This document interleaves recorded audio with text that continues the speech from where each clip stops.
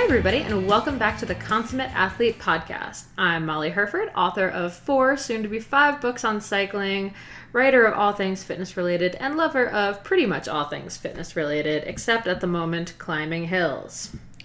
And I'm Peter Glassford. I am a registered kinesiologist in Ontario, Canada, and also a professional bike coach. Occasionally I race my bike moderately fast and do other movements and such things, but I really like movement and different sports and learning about them, and that's why we do this podcast, The Consummate Athlete. Yeah, so if you're joining us for the first time, welcome. You've picked a good episode because this is the April Q&A. So instead of having a guest on to talk about a specific sport or share their research or talk about their consummate athlete lifestyle, you get a taste of what we're up to and what we're all about because it's just us answering some listener questions. So these are always really fun to do. At the moment, we are up in Lake Gregory, which is in San Bernardino County in California. I probably just butchered that pronunciation. Not the Lake Gregory one, the other one. But we're up here for the first couple of mountain bike races of the season. We're with some juniors from Ontario and kind of getting them to and from the races and doing some riding of our own up here. It's at moderate altitude, 4,500 feet, I believe. So the effects of that took me a couple days to adjust to. Peter has naturally adjusted beautifully right away. I was a little dead the first couple days. It's all a mindset, I think. I don't know if it's... It is not. I felt like crap on a run, and actually maybe it is mindset because once I realized that I could blame altitude a little bit, it felt a little less crappy. So. I don't know. You just keep going. I was not feeling great on that ride today, I'll tell you that. That last hill killed me. Yeah, there's definitely some good riding here, and we're hunting some trails and trying to keep the young athletes on the dirt. It's sort of the main objective this week. And then also mixing in a little bit of time. There's a nice little running path with some agility course stuff where to hop and do some pull-ups and that sort of stuff. And yeah, it's basically my favorite setup. We're pretty much right out the door is Lake Gregory, and it's got, a 3-mile loop right around it. So it's been awesome for every day just getting out there and walking around it a couple times, running around it a few times. Yeah, and we were talking about how having something like that, right in your face sort of encourages that, right? I don't know if pull-ups are always hard to do to find something. So when we would go for a walk once or twice a day around the lake, or have been, I should say. But when you have that pull-up bar, like, staring you down all the time, you're adding a couple pull-ups and, so to speak, you're going to grease that groove more often. So I think with the walking path, having it in front of you, you might not walk if it was just a busy highway or something. So I think as it's illuminated, I guess, the importance of sort of making sure your surroundings encourages, that different types of movement and that sort of stuff, I guess. Yeah, absolutely. It's made us add another thing to our list of what we want in a place we want to live. So that's always good. The list is getting pretty long. I don't know that we're ever going to find a place that checks all of the boxes, but I definitely think that's a big one. I also was on one of the little beaches at the lake this morning doing some squats holding a big rock because I'm in the middle, or actually I guess at the beginning of a month of squats for Bicycling magazine, trying to see how doing squats every day for a month is going to change my riding. I'm pretty excited about that. It's always fun to do these, like, add this daily routine for 30 days and see what happens kind of things. Like, I know they're, it's a little cliche, but, squatting every day, what's the bad, really? And I've been kind of alternating between doing just air squats and then heavy squats. I think I might have found a too heavy rock today. That one was a little burlier than I thought it was when I picked it up. Yeah, I don't know. I think it looked okay. Yeah, actually, Peter was there and he took some pictures of me doing it, and I looked at them and I was like, oh, good. My form is actually pretty awesome right now. So I feel pretty good about that. We'll connect in the May Q&A episode, and I'll let you guys know how that panned out. Yeah, it's interesting. Like, we used a slight downslope. I guess it was the shoreline sloped slightly downwards, and I've always been sort of a stickler that, you should be able to squat, but I think elevating your ankles, I just did was at with Coach Clance, I've talked about that here before, but the Olympic lifting course, and they're big on having Olympic lifting shoes, which are just sort of elevate your heels.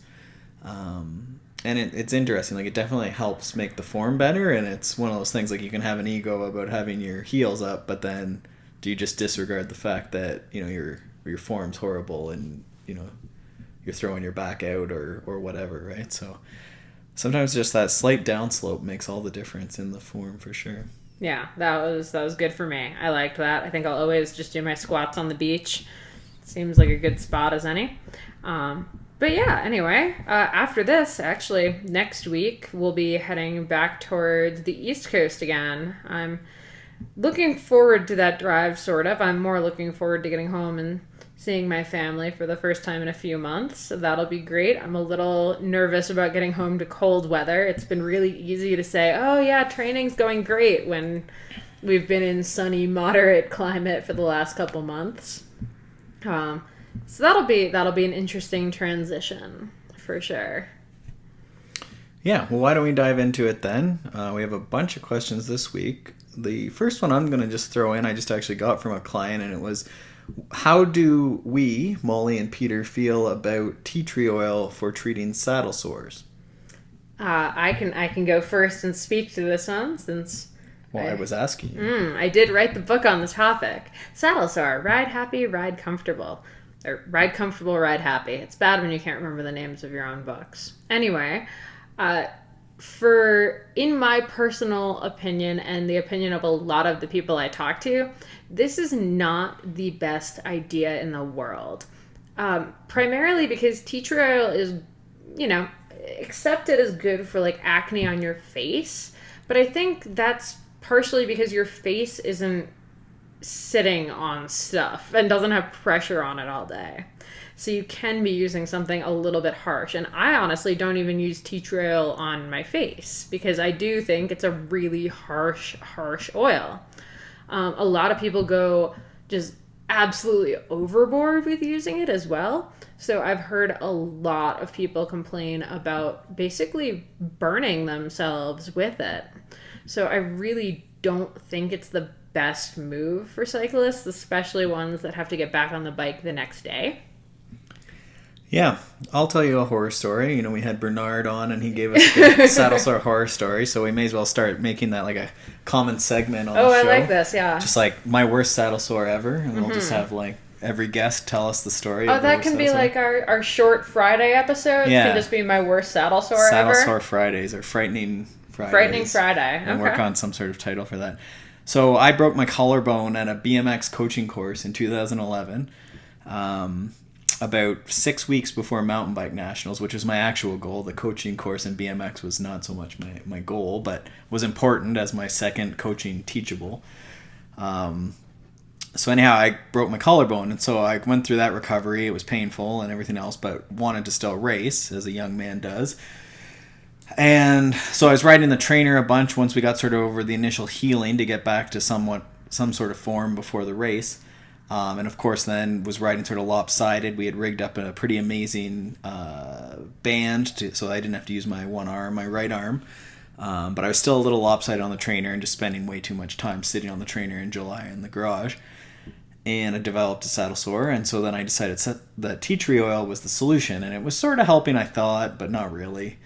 And then, of course, more is better, so I put on a lot and got on riding, and I just, it was one of those things where you start wondering if something's okay, and then all of a sudden it definitely is not okay.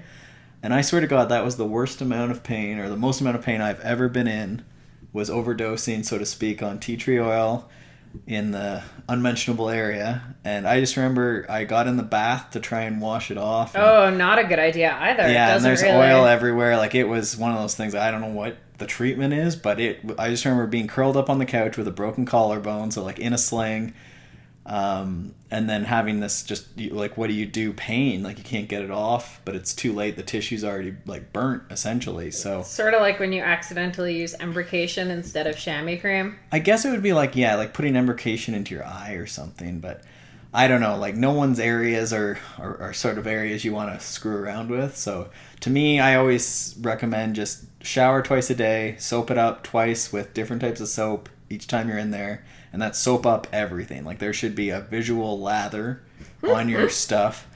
And then afterwards, try and keep it airy. So again, whether that's a muumuu or what other types of dresses are there? A kilt for the gentlemen out there. Whether it's a kilt or you're just walking around naked, or boxers, or what else could we do? Whatever, as long as we're letting it breathe. Just let everything breathe. Even for 10-20 minutes, brush your teeth and shave or something with your pants off.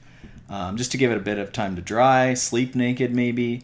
And then polysporin, I think just a dab of it is probably your best action. And then, of course, taking a day off and changing bikes, so you're changing your saddles between rides is going to be a way, and then also changing your shorts is another thing if you're going to try and like get through it. But once you're not getting through it, just take a couple days off and be a consummate athlete and go for a walk or do some hill running or something. Mm-hmm. Like, I know we really want to say, like, oh, here's this great natural solution, but T-Trail is one of those things that was really big a few years ago in the wellness and, like, natural sphere, but I haven't seen as much on it, and I think it's because people are realizing that it's actually, like, way more harsh. I guess a good way to think, like, we use it at the gym to sterilize, like, mats and, like, all the gym stuff as, like, a natural solution so that we're not putting, like, bleach. But it's a substitute for bleach. Yeah, like Manuka honey would actually be probably like a more like, I guess, like if you're looking for something that's going to be antibacterial, but I don't know. It's one of those things where it's not natural that you're riding a bike that much. So maybe just put some polysporin or. Yeah, absolutely. But first line of defense, just soap it up really well. Mm-hmm. All right, let's pause for a quick ad break, and then we'll get back to the next question. Health IQ is a life insurance company that promotes a health-conscious lifestyle through financial rewards. They've used science and data to get lower rates on life insurance for health-conscious people just like you, including those who exercise 4 times a week through cycling, weightlifting, swimming, running, whatever consummate athlete lifestyle you're undertaking. Research has shown that people who are highly active through exercise have a 22% lower cancer risk, 50% lower heart risk, and 34% lower risk of early death. Many people who exercise regularly don't realize that they can get a special rate with Health IQ if they qualify through the Health IQ quiz. Health IQ has special rates for cyclists, runners, triathletes, vegans, and other health-conscious people, so you can qualify by scoring elite on quizzes for specific lifestyles. Essentially replacing BMI with waist-to-hip ratio for better predictors of cardiovascular disease when it comes to weightlifters and muscular builds. That's great for me. They also have replaced the LDL-HDL ratio with triglyceride to HDL ratio for low-carb and paleo dieters, which is a better predictor of cholesterol health, and they don't take into account one incidence of family history if you're otherwise healthy. So, go over to healthiq.com/CAPod all lowercase. And take that quiz. They have a bunch of different quizzes on the website, and the website's pretty well designed, so it's worth heading over there, checking it out. And again, using that link, healthiq.com/CAPOD. And we're back. All right, our next question I actually really love. So, I signed up for a race that involves running. I always hurt myself when I run. How do I avoid the DOMS, delayed onset muscle soreness, and calf pain especially? As someone with ridiculous DOMS, I feel this question very much. You feel it, or I feel it. You're not going to field it? I'm going to let you field it. I might add some stuff to it because I've figured out how to deal with it pretty well, I think. Right. But yes, I definitely feel you. Yeah, so it's pretty common. A lot of cyclists now are looking, there's always a what's next. So it's, you've done mountain biking or you've done some road stuff, and now you want to look at an Ironman or an adventure race or a 5K or like a fall marathon. So I deal with this a fair bit. With cyclists, it's usually the fall or the off season when we're dealing with suddenly wanting to run and being really fit but not being fit for running. So first thing, like, just go slower is my biggest thing. And no one's going to ever do it, but what I would recommend if you actually want to make running a long-term habit is to start, 2, 3, 4 times a week doing, starting with 20 minutes in the first week, and that's going to be mostly a walk, but during that you're going to do sort of maybe 4 or 5 30-second to 1-minute runs. So you're going to run for like 4 minutes the first time. So 4 minutes on, 1 minute walk for 20 minutes. It's basically nothing. So it could be the warm up before you go ride. It could be a morning thing before breakfast. It could be just before dinner. It could be, any variety of ways you want to fit that in. It could realistically, to start, be at lunchtime. You're running to do an errand or something, because 1 minute's not really going to get you that sweaty. And so all you're doing is conditioning the tissue. It's not that you're not fit, it's that your tissue, your ankles, your knees, your quads, hamstrings, they're not conditioned for this, especially if you've just been a cyclist and not big on walking and hiking and stuff. So we're conditioning the tissue, and it's that tissue conditioning that's going to take a long time, because our ligaments and tendons aren't going to adapt, especially as fast as our muscle, but just they adapt slower. The other thing that you're going to want to do is make sure that you're doing, whether that's a 10-minute daily core sort of thing where you're doing some lunges and some calf raises on stairs, making sure you get that negative where your heel drops below the stairs, your classic calf mobilizations. And again, this can be sprinkled in during the day at your desk. It could be a lunge stretch at the desk. It can be some calf mobilization standing up while you're at the door.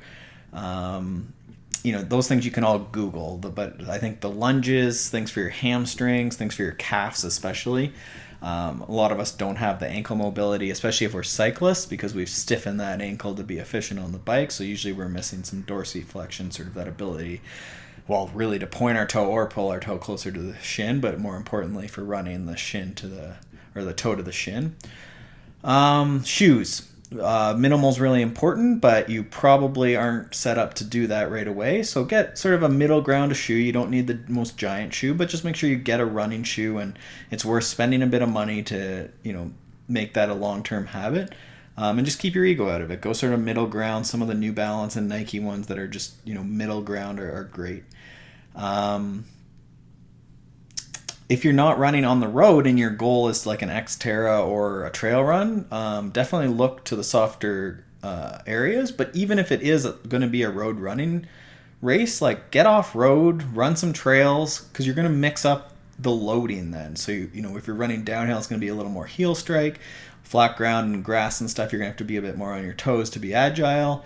Uphill is going to sort of help strengthen those calves and maybe even walk up the hills. But again, it's pushing that ankle mobility. So mix the terrain, and you're going to sort of shift the load around a little bit more than just flat running, which is what everyone starts off with, is just flat run. And they go for an hour, and then they're super sore and injured and their Achilles is blown. So mix it up and have some fun. Like trail running is super fun. So go and try that. And then the other thing is just go hiking. Like get your dog or family or both and go walk up hills. Find the local trail and explore that. The uphill running, again, just the variety of loading from walking downhill, walking uphill, walking up steep uphills. You're basically doing calf raises and working on your mobility while just spending some family time and getting a little basic endurance, which we can all use. So that would be, I guess, a 5-step program to start running. Did I miss anything? I didn't really progress the initial run, but basically progress that run walk until you're running for sort of 30 minutes or a 5K. And I think that's really the sweet spot. If we can all get to be able to run a 5K pretty comfy, you got a lot of weight. You can really progress that however you like from there. Yeah, I think I have a couple other thoughts to add to that. My first would be, if you're coming off the bike, like, running is really hard. Like, your heart rate is probably higher at your, easiest run gear that you have, especially when you're first starting running, than it is when you're at like endurance ride pace. So my first thought with DOMs is just, are you drinking enough and are you hydrating and stuff? Because I think it's really easy to get dehydrated on the run, because we don't have our a lot of us don't run with water bottles, so we don't have that like sipping every few minutes thing, and we just might not realize that we're actually extending ourselves much more than we are on the bike.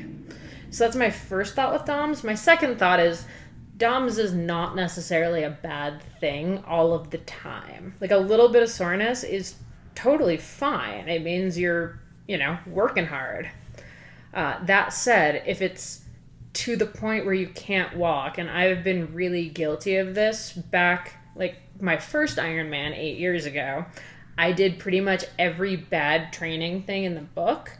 And there was a time where I was walking with a cane because my DOMs were so bad that I couldn't walk, but I was still going and swimming and riding and still actually running, despite the fact that I had to walk with a cane because I couldn't really bend my legs unless I sped up enough.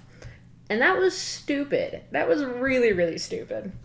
So, if it's so bad that you can't walk and your normal everyday function is getting screwed up, that's time to back off and go, more walking, less running, like ease into it more. But if you're just like a little bit sore the next day, that's not really necessarily the worst thing in the universe.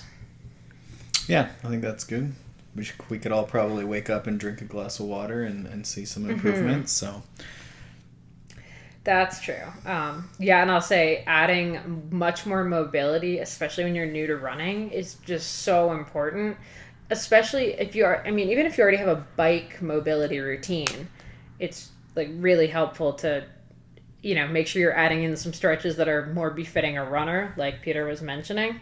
Because I think we were like, oh, no, I do mobility, but you're doing sport-specific mobility, not the stuff that's maybe, what you're lacking. Mm-hmm. So, and then you also mentioned in the notes here that the book Ready to Run is good. That's the Kelly Starrett one, right? Yeah, as far as getting the idea of like it's in the title, like being ready to run. Like it's not just your God gift as a God gifted. You're not gifted from God. You're not God's gift. No, like running is not like a gift from God. I guess like you don't have the ability to do it out of the womb. It's a skill. Despite the fact that we are born to run. Yeah, I think that's the debate, though, is that you had you started when you were born, you would have been okay, maybe. Sure. But we've all lost it. We've sat in chairs and not run, so it takes some time to get back. So that book just talks a bit about the conditioning, whether that's strength and mobility, and probably touches on drinking some water as well. Mm-hmm. It's a really easy read, too, I'll say. Yeah. So talking about books, the next question we have is books on nutrition. What would be your top book? Well, if I had to pick a book, I would pick Fuel Your Ride. It's written by this really good author, Molly Herford. You might have heard of her. No, I'm totally kidding, but I will say Fuel Your Ride was sort of the book that I've wanted to write since I was like 8 years old, that sort of combines and takes into account all of the nutritional stuff that I've learned over the years with like a ton of different expert resources from, PhDs to pro cyclists. So I think I've heard at least that it's an easy and interesting read. So if you're not maybe partial to kind of denser books on nutrition, that's kind of an easy one.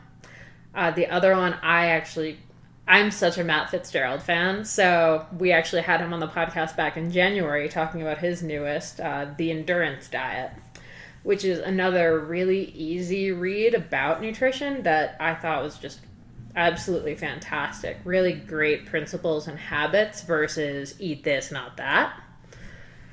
He also has one called Racing Weight that I really enjoyed. Let's see, who else? You can't beat the Feed Zone when you're coming to cookbooks, though. That's the Alan Lim and Bijou Thomas. Some of the best recipes. Delicious, easy to cook, lots of great advice in there as well.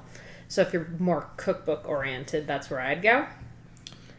Yeah, and it's got some good basic principles in it, too. Like if you're just looking for a short primer on diet, all three of those books you've mentioned are very, I guess, moderate in their approach to diet. Also, I'm really sorry because I totally just stole, Peter has some notes here and he just scrolled down and I realized that I stole his 3 things without seeing them. Well, I'll go more kooky and paleo on this one, but so this question most recently came from a client who just wanted some more like continued education, I guess, just to brush up on nutrition and sort of, I guess, maybe even see where my opinions were and stuff. So I recommended those 3 books for sure. The Endurance Diet and Molly's book, Fuel Your Ride, and then the Feed Zone series. There's a new one by Alan Lim called the Feed Zone Table. And it sort of gets into, I guess, where I'm at is just the more holistic look at diet. So what we eat, the macros, your carbs, protein, whatever is part of that, whether you're vegan or paleo or eat only meat or whatever you do.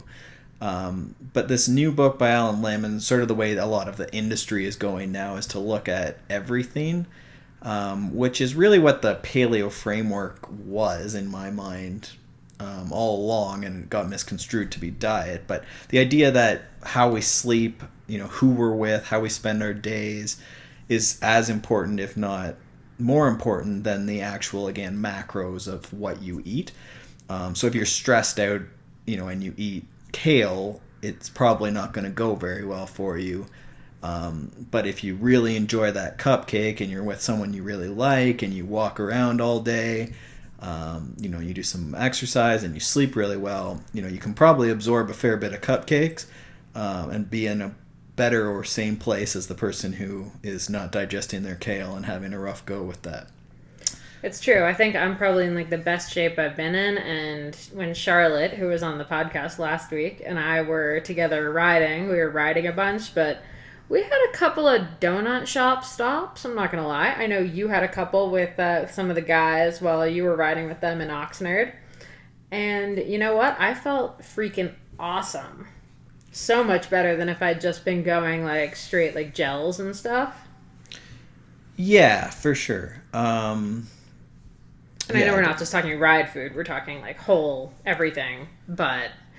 Yeah, I think so. I think that's what we miss, though, sometimes, is that, what the situation is with the sort of whole person. There's a lot of research around sleep and your exposure to sun and your social situation and stress with work and movement and how that interacts with how you absorb food and how you digest food. So again, Alan Lim's latest book with the Feed Zone series is called Table. And then actually one that's I'm not through, but one that I'm excited about and have read about a bunch is Rob Wolf's new book, Wired to Eat, which talks a lot about how sort of we're all wired up differently and sort of how our stress and sleep and photo period sort of interacts with the nutrients that we eat. So I guess that's a bonus questions and answers in there, but that's sort of a bunch of the top books that we keep around and enjoy on nutrition. Mm-hmm. I also prefer, or if I'm going back to when I was 8 years old, I was very much into Cher's book on fitness and diet and lifestyle. That was what got me into reading about nutrition. Probably don't read that one though.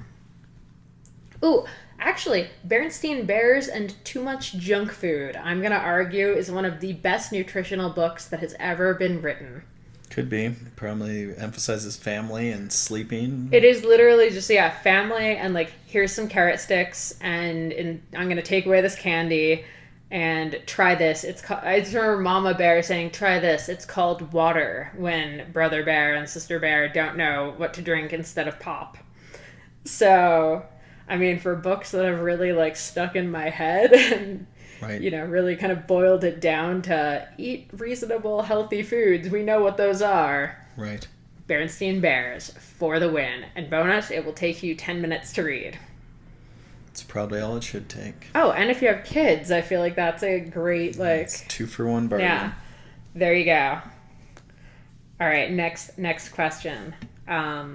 Actually, let's go to this one. Changing diet habits. How to stop dessert or start eating breakfast for losing weight? Or just in general?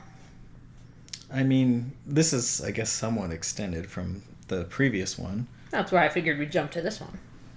I'm trying to think where I've gone with this in the past. So when we're changing, it's just so personal, I think, is why I hesitate to even start this one. But I can start, I guess, with my own personal success, I guess, is I try and just not, after dinner, just be sitting around and idly watching TV. So try and plan something where, you go for a walk after dinner, or, you just have something else to do. If you're just sitting there, then that's hard. So habit pairing is usually important, where you're, rather than sitting and watching TV and having a bowl of Oreos, you go for a walk and then brush your teeth and jump in bed and read a book, and, you're asleep before you know it.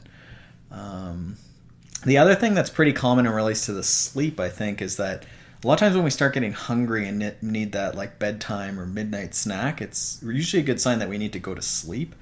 So if you find yourself eating at like 9, 9:30, 10, try just going to sleep and like not going to TV, which is easier said than done, but that's usually what's going on there is we're not hungry as much as we are sleepy, so we're taking that tired feeling to mean hungry, and in fact we're sleepy. So I don't know.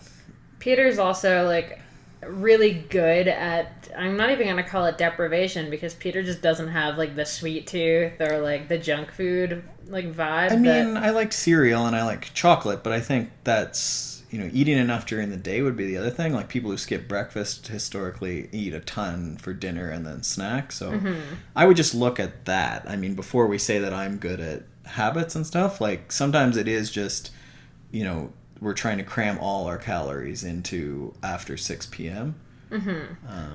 Well, I was using that as a springboard for me being terrible with this stuff in the past, so... Well, then what have you done? Yeah, what have I done? So many different things. And really, I still eat dessert on occasion, but it's not like the nightly thing that I used to do. So a couple of the ways I've done that. The first one was sort of starting to shift really slowly. So I used to eat a lot of chocolate. So the first thing I did a few years ago was switch from like, I halved that amount of chocolate, but then I added a bunch of strawberries. So I was still getting actually more volume.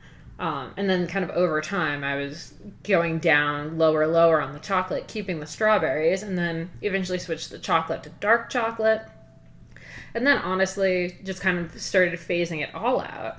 But it was easier going like that kind of slow move than it would have been for me to just say like, boom, I'm not doing it. The other thing, though, on kind of the flip side, was in January, I decided to go full on like dry January to see how that worked. And that was also actually like, because I knew I only had to do it for 30 days, it was a little easier. And I think after doing that, I have cut down on how much wine I drink. So that was a positive. So for some people, it might be like you have to go 30 days to kind of get it out of your system and like get away from it. The other thing I've done, and I wrote about it in Fuel Your Ride, is shifted, and a lot of the nutritionists suggested this, shifted sort of those indulgences like dessert stuff to in-ride and post-ride, or in-run and post-run. So instead of eating a cookie at night, I'll eat it when I get back from my run. So that way it's, actually getting used versus sitting in my stomach overnight. So that's been a lot better for that. Let's see, what else? I think those are good suggestions for sure. I think the idea of switching, because I mean the other thing is maybe you are okay to eat, maybe if it doesn't affect your sleep, but maybe you could make it like higher quality dessert. So I can recall a time like when I first started with the whole paleo thing, sort of missing that treat at night, and I remember doing like a banana with nut butter or honey or something like that. So it was still sweet, it was still sugary, but at least it was, banana, honey, nut butter type thing versus, whatever. I don't know what I had before. It probably wasn't, I don't even know what I had for dessert. Cookies, maybe. Probably cereal, honestly, because that was my main addiction, was just tons of cereal. So that, I think, was what I was breaking, was sort of just that idea of having that. So I think I even put like some crunch with nuts and stuff too. So sometimes that's it, is just make a better choice to start versus like completely eliminating that habit, and then maybe it's easier once you sort of get off to something different. Yeah. The other one was how to start eating breakfast. I think we've both dealt with this, not for ourselves, but we both have parents who weren't the biggest breakfast eaters. So with Peter's dad, for example, we started him on protein powder in the morning. So he's drinking, but he's still getting in some protein, and that seems to have shifted like that's worked pretty well for him. Yeah, I mean, I think it's just like a milkshake and, or whatever chocolate. He just gave him a bunch of bike water bottles, and he'll put his scoop of whey protein in, and sometimes I'll even have him on a greens powder, so he'll actually have 2 water bottles. He's really bad for like making it go the whole day and just keeping on refilling it, but it's sort of tricking him into drinking a bunch of water, which isn't the worst thing either for someone who didn't used to drink water either. That's true. So yeah, he gets a bit of protein in. I wish he would drink it all at once in the morning, but it gets into him over the course of the morning usually. I have a chocolate flavored greens powder that I'm using right now that I actually really like. It's pretty tasty and doesn't add a ton. Like there's no like added sugar or anything. It's just like a slightly less grassy taste. So I've been really happy with that. The other thing I've been doing, but with my breakfast, but I guess if you're not a breakfast person and just trying to like ease your way into it, is I've been using unflavored collagen powder in my coffee in the morning. And that's, it's a bunch of protein basically. It doesn't taste like anything. So you can add it to your coffee. You're getting protein and you really can't even tell. So if you're one of those coffee for breakfast people, that's probably like an easy intro into having some protein with your breakfast without even adding a bottle. So sneaky. But really, like, honestly, eating breakfast, I mean, how many habit books and like health books say that eating breakfast is one of like the best things you can do for yourself? Yeah, I would just start small and try and get there, but all right, so that's on that. And then what about for losing weight as far as habits go? I mean, I think that speaks to the first, two things we answered.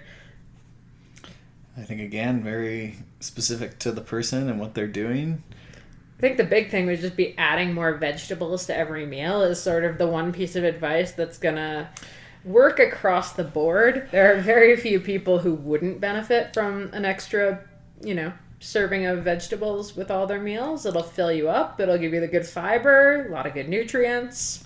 Yeah, I mean, people are going to hit plateaus and there's certain reasons, but I mean, I would look at sleep. Again, there's a lot of stuff with where sleep is going to affect how you use the nutrients or how much craving you saw. I saw a study this morning I was reading was that how we interpret the scent of food. So when we smell foods, like how much that increases, I guess, our craving would be a way to phrase that. But so when we sleep, we are more subject to smelling stuff and wanting it. Which is interesting. So I would check into that sleep and see if we can't find a little bit more sleep time or sleep more so that we're not eating, again at that 9 p.m. or 8 p.m. In that window. And other than sleep, I think the other thing is just look at how can you increase the nutrient quality. So Molly talked about adding vegetables.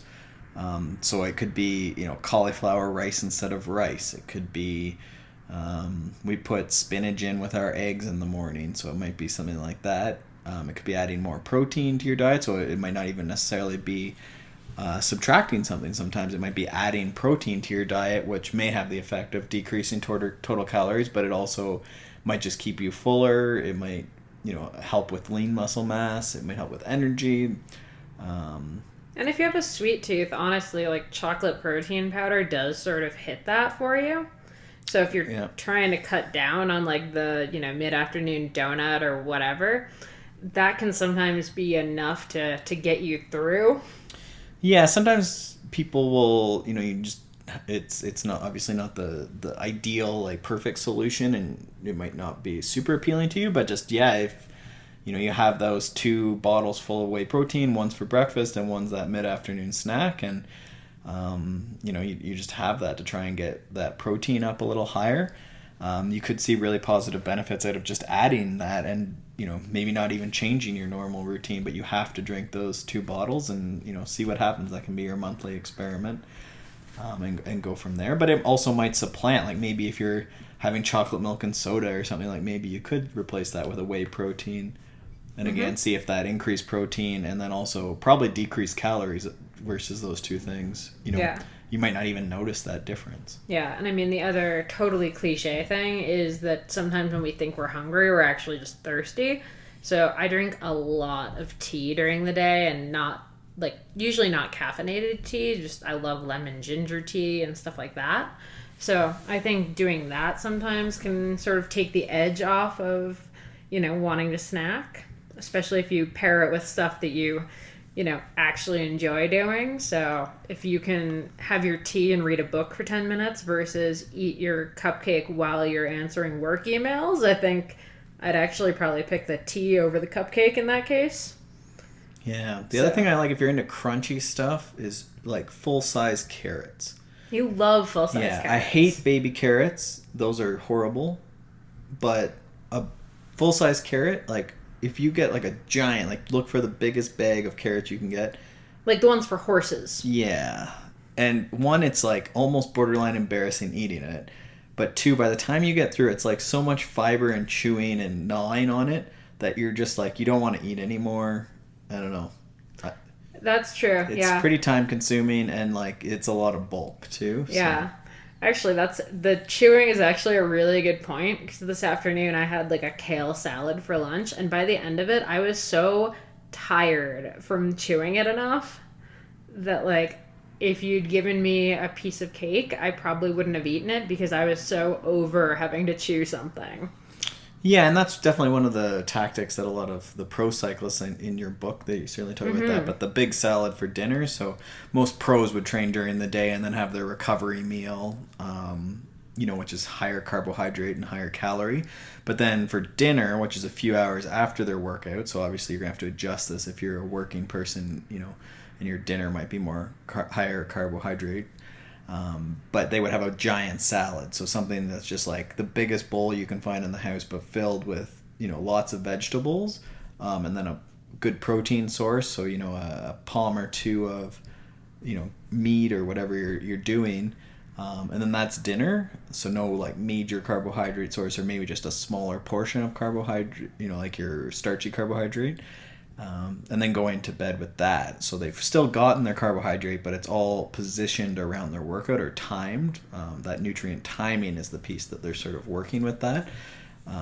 So that then they're, I think that's a good tactic. That's, again, not that hard because as Molly says, you're so over chewing and eating once you get through that giant bowl that, you don't really notice that you basically just had salad. Might even save you from dessert if you do that at night. Yeah, likely. There you go. All right, we're going to take one more quick ad break, and then we're going to get back with the last question. Hey guys, if you didn't know, in addition to doing this podcast, I'm also the author of a few different books on cycling, including Saddle Sore, Ride Comfortable, Ride Happy, which came out last November. So, if you were on a ride and you sprained your ankle, would you say something to the group you were riding with? Of course you would, but what about when you're on a ride and you realize that you've gone completely numb down there, or you're chafing so badly you're afraid you might be bleeding? Most people don't speak up in that case. Most people will just suffer in silence and have no idea why they have massive saddle sores, if they realize they have saddle sores at all, or they just won't ride that much anymore. So, it doesn't matter whether you're a beginner or a pro, this stuff happens, it's awkward, we don't love talking about it, but that lack of communication is hurting our riding and it's making it so much less fun. So, enter Saddle Sore, the first guide that answers all of these embarrassing, awkward, or plain weird questions that you have about the bike and those sensitive areas.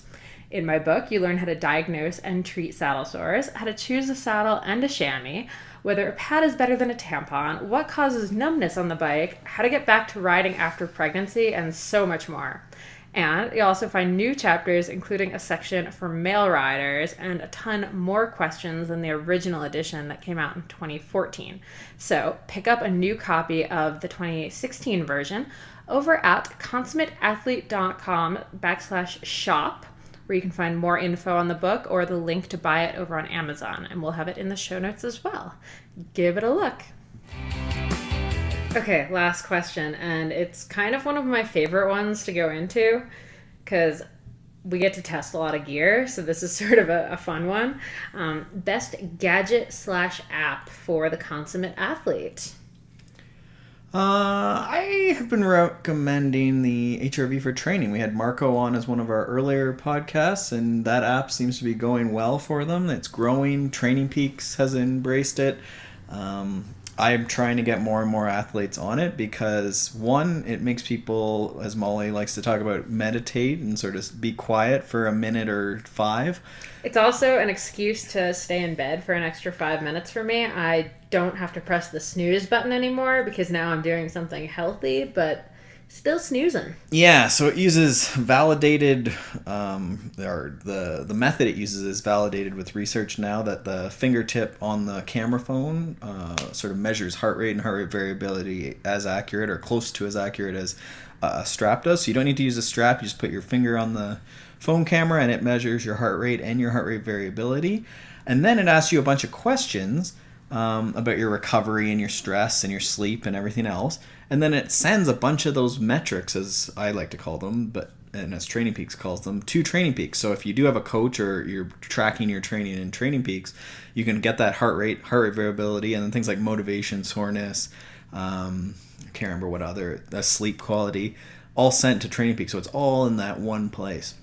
So for me and my athletes, it's been working really good, and as an athlete myself, I really like it. So. Yeah. No, that one is definitely one of my number one answers to this question. The other one, speaking of heart rate monitors, has actually been for me the Polar heart rate monitor that's Bluetooth. I've actually really liked for running because I can just like click it on and... You mean strap, just the strap, yeah, sorry. Yeah, which I think is an H7 Bluetooth strap. I think that's so. What it's called. Yeah, it's really great because it's, just throw it on and my phone acts as the heart rate monitor, so I don't need to deal with any other devices. I mean, I have, my Garmin for my riding, and I do have like wrist ones for more serious runs, but when I just want to kind of get out real quick, it's, really easy. Yeah, that's a nice strap that's built really well. It does, I think, HRV and AMP Plus, or does it not do Bluetooth and AMP Plus? Bluetooth and AMP Plus. I believe so, yeah. The other thing I've actually been testing, and I will say so far so good, is Under Armour has running shoes that actually have sensors in them. So they record mileage and cadence, which is pretty sick, but they also have a jump test part of it that syncs with the Map My Run app. And so you do a quick series of 6 jumps. And once you do them for a few days, it actually can gauge your fatigue.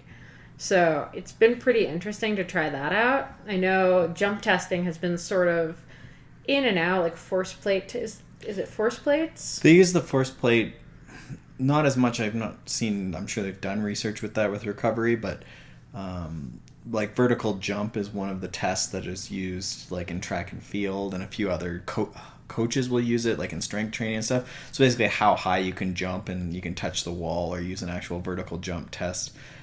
Which you basically hit sort of bars out of the way. They use it in NFL Combine, but you could use it because how high you can jump, it's a very explosive thing. It's sort of linked to that central nervous system fatigue. So I'm intrigued by Molly's sneakers, but waiting for her test results from this month to see how they go. Yeah, so they're interesting, and if you follow me on Instagram, at Molly J. Herford, you'll see I've been doing a couple stories around them as I'm doing runs, so keep an eye out for those. The last thing I'll say on gadgets is actually just our little Bluetooth speaker that syncs to the iPhone. I mean, as far as gadgets go for the consummate athlete, particularly the consummate athlete who travels a lot, like, man, we've had this one for like a year and a half now, and it has gotten some mileage on it. And it's great for like just when you're busting out your like core work or your strength training in the garage, like you just click it on and boom. Yeah, it's been good. Last year we were up in Big Bear, and it's near where we are right now, so almost exactly a year ago, and I put it on top of a heater, and it still functions, but it's hanging on by a thread. But definitely we've used it for dinner and workouts and a couple cars that haven't had like aux-ins, or we haven't brought cables or whatever. It's been handy to just put it sort of on the dash, and you can still listen to your podcasts or this podcast or music. Through a reasonably high quality speaker versus your iPhone, isn't going to go loud enough. You don't want to use headphones and stuff. So, yeah, that was I think you got me that for Christmas or something. I did. You're welcome. That's one thing that I've used a ton. So that's a good gadget for sure, which I think people might, not think of getting that or traveling with that. But I think, yeah, of all the things that we would continue to travel with, probably a Bluetooth speaker is one. Yeah, sounds weird, but it's amazing. All right, guys, I think that's going to sum it up for this month's Q&A episode. Stay tuned. We have a couple of really rad guests coming up. We have a couple that are already recorded. We have a couple of interviews we're doing coming up. I am so stoked on the lineup right now. Yeah, things are going well. Thank you for listening and all your suggestions and suggestions for guests, suggestions on how we can improve the show.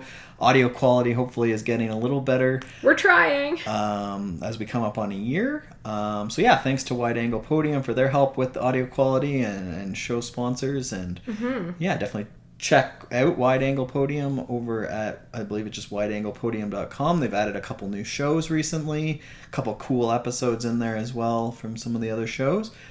Yeah, and then I think the only other thing we're going to do is just ask you to head over to iTunes and subscribe to this if you haven't already. And if you're enjoying the show, we'd love it. If you're not, we'd like to hear that too. Leave us a review in iTunes. That would be super helpful. We're really excited to keep this rolling. I don't think we really expected it to last us a year and be something that we're still really enjoying, but we're both actually, I think, getting more excited as time goes on about it. So yeah, it's good. Definitely, if you could leave a review, that would be helpful. It definitely sets our show apart from some of the other shows, you know, by having some reviews and some ratings in there. So if you could spare a minute or two today just to do that, we'd love you very much. That's true. All right, until next time, thanks for listening. Thanks so much for listening to the Consummate Athlete Podcast. We would love if you would head over to iTunes and leave us a review. And while you're there, consider subscribing. We'd also love to connect over at Twitter and Instagram. I'm at Molly J. Herford and Peter is at Peter Glassford. If you have ideas or questions from today's podcast, or you just want to browse some of the show notes and past shows, you can also check us out at consummateathlete.com. Thanks, guys, and we will see you next time.